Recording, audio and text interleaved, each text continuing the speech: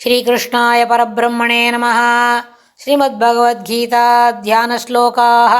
नमोऽस्तु ते व्यासविशालबुद्धे पुल्लारविन्दायत पत्रनेत्र येन त्वया भारततैलपूर्णः प्रज्वालितो ज्ञानमयप्रदीपः प्रपन्नपारिजाताय स्तोत्रवेत्रैकपाणये ज्ञानमुद्राय कृष्णाय गीतामृतदुहे नमः। सर्वोपनिषदो गावो दोक्ता गोपालनन्दनः पार्थो वत्सत्सुधीर्भोक्ता दुक्तं गीतामृतं महत्। वसुदेवसुतं देवं कंसचाणूरमर्दनं देवकी परमानन्दं कृष्णं वन्दे जगद्गुरुम्। அடுத்தது 12வது ஸ்லோகம். दिवि सूर्यसहस्रस्य भवेत् युगपदुत्थिता यदि बा सदृशी स्यात् भासस्तस्य महात्मनः। दिवि सूर्यसहस्रस्य भवेत् युगपदुत्थिता यदि बा सदृशी स्यात् भासस्तस्य महात्मनः. அடுத்த ஸ்லோகத்தில் இப்போ போன ஸ்லோகத்தில் சொன்னார், அனந்தம் விஷத்தோமுகம், எங்கும் முகமாயுள்ளது, எங்கும் முகம் உள்ளது, அனந்தம் அளவில்லாதது, பிரகாசமானது அப்படின்னு சொன்னார் இல்லையா. அதுக்கு அடுத்ததில் திவி சூரிய சகசிரஸ்ய, இது எப்படி இருந்ததுன்னு கேட்டால் ஆகாசத்தில் 1000 சூரியர்களின் ஒளி போல் இருந்தது. இங்கே பா என்கிற வார்த்தை அந்த 4வது பாவில் சொல்லும்போது பான்னு சொன்னால் ஒளி பிரகாசம் அப்படின்னு கூட ஒரு பொருள் இருந்தது. அதுக்கப்புறம் யுகபத் ஒன்று கூடித்து, ஒரே ஒரு சூரியன் ஒரு நேரத்தில் இருந்தாலே வெளிச்சம் அப்படியே கண்ணை கூசுறது அப்படின்னு நம்ம என்ன பண்ணுவோம், நம்மளோட கண்ணை சூரியனை நேரம் பார்க்காத குறிஞ்சி அந்த பக்கம் போ அப்படின்னு நம்ம சாதாரணமாக கலோக்கியெல்லாம் சொல்லிக்கிறோம். ஆனால் அது அங்கே எப்படி இருந்ததுன்னு கேட்டால் ஒரு நிறைய 1000 சூரியர்கள் ஒன்று, திவி சூரிய சகசிரஸ்ய அப்படின்னு சொன்னால் அந்த 1000 சூரியர்கள் ஒன்று கூடி பிரகாசித்து அப்படி இருந்தால் எப்படி இருக்குமோ, ஒரே சமயத்தில் உதிச்சா எப்படி ஒரு வெளிச்சம் தெரியுமோ அதுபோல் தெரிஞ்சது.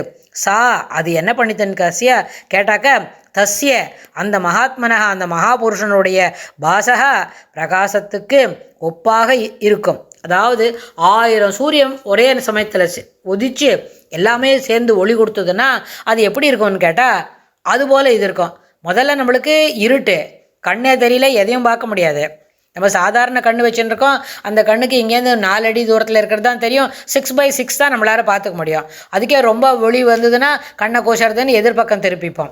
ஆனால் இது அப்படி இல்லை, சூரியனே நம்ம நேராக பார்க்க முடியாதுன்னு நம்ம சொல்லிக்கிறோம்.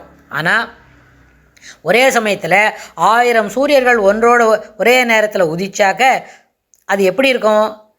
எதிபா என்ன வருது, பாசகா சதுருசி, அது மாதிரி எதி உத்திதா பவேது, இதை உதித்தா ஒரே சமயம் யுகபதுத்திதான்னு சொல்கிறோம் இல்லையா, அதை ஒரே சமயத்தில் உதித்ததுன்னா எப்படி இருக்கும் அப்படின்னு சொல்ல, அதுபோல் உதிக்குமே ஆனால் ஒரே சமயத்தில் 1000 சூரியர்கள் உதிக்குமே ஆனால் எப்பா எப்படி இருக்கும்பா அந்த மகாத்மனக, அது ஒரு மகாபுருஷனுடைய ஒளின்னு சொன்னால் அது போல் இருந்தது அப்படின்னு சஞ்சயன் சொல்லியாருது. அப்படின்னா இவ்வளோ அளவுக்கு ஒளி பொருந்தியதாக இருந்தது. அந்த ஒளிக்கு நடுவில் இதெல்லாம் பார்க்க முடிஞ்சது. அர்ஜுனன் இதெல்லாம் பார்த்தான். இது எப்படி இருக்குன்னு கேட்டால் ஆகாயத்தில் அகிலாண்ட கோடிகளும் ஒழுங்காய் ஒன்றை ஒன்று அனுசரித்து கண்ணுக்கட்டிய தூரம் வரை பிரகாசித்தது.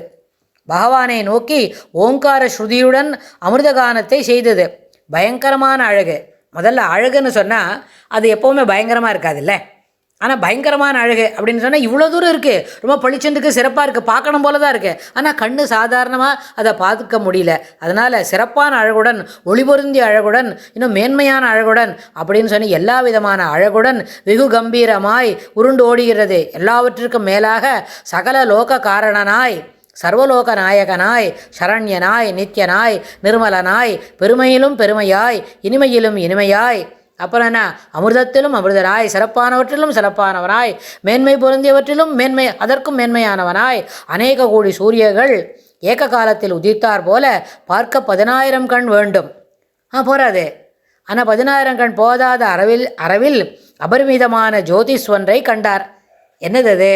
அதுதான் பெருமாளுடைய விஸ்வரூப தரிசனம், விஸ்வரூப தரிசனம். இதெல்லாம் நம்ம வாயில் தான் சொல்கிறோம். அது அங்கே பார்க்குற வாழ்க்கை. இது எப்போ ஒரு 5000 வருஷம் முன்னாடி நடந்திருக்கோம்.